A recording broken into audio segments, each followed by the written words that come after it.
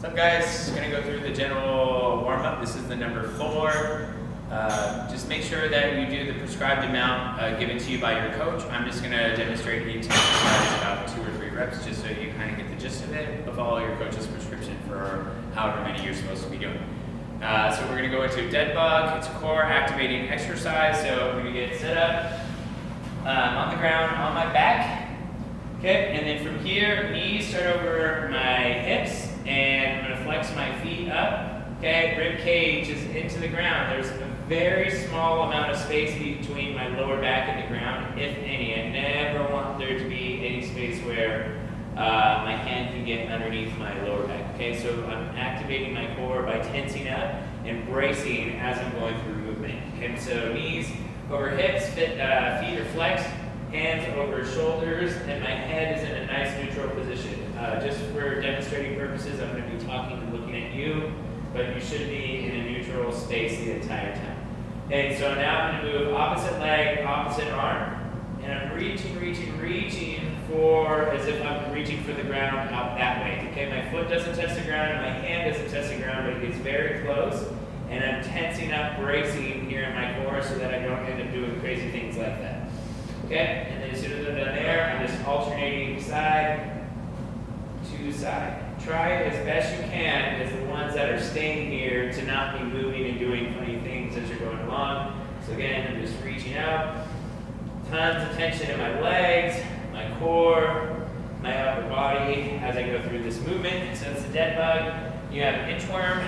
So just walking out to a plank position, I'm hinging from the hips. So get stacked, hinge, fold over, flat hands onto the ground. Try not to turn your wrist out or anything like that. I'm going out all the way until I get into a plank position. Lock my shoulders in tight, core on tight, glutes on, and then I can lower myself and then stand back up. One more for demonstrating purposes. Hinge, out.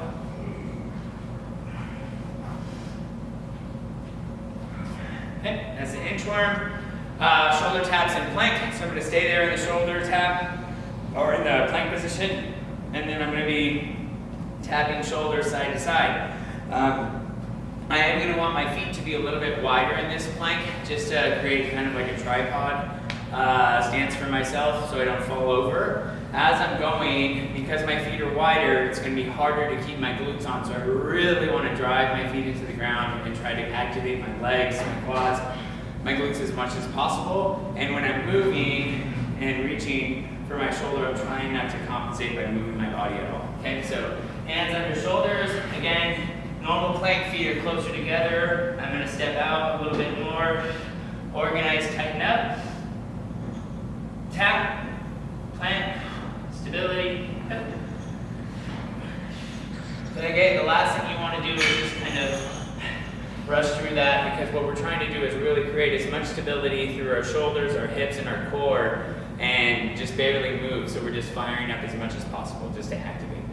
And then the last thing is the bent hollow rock. So you're going to go into the hollow hold position, which is legs are straight, toes are out, and then hands over shoulders, and then I'm lifting from my upper core to get my shoulders off the ground, and then I'm going to roll back and forth. Okay, so I'm here, and then, okay, I'm trying my best to not move my legs too much to generate all this power. I just want to create this, like, almost like a banana shape, and then the banana is just rocking side to side without having to, like, kick up and then throw myself up. So again, I'll show you that. On this one, I want my toes pointed, my legs activated as much as possible. So I'm here, here. Okay, so that is a hollow body rock.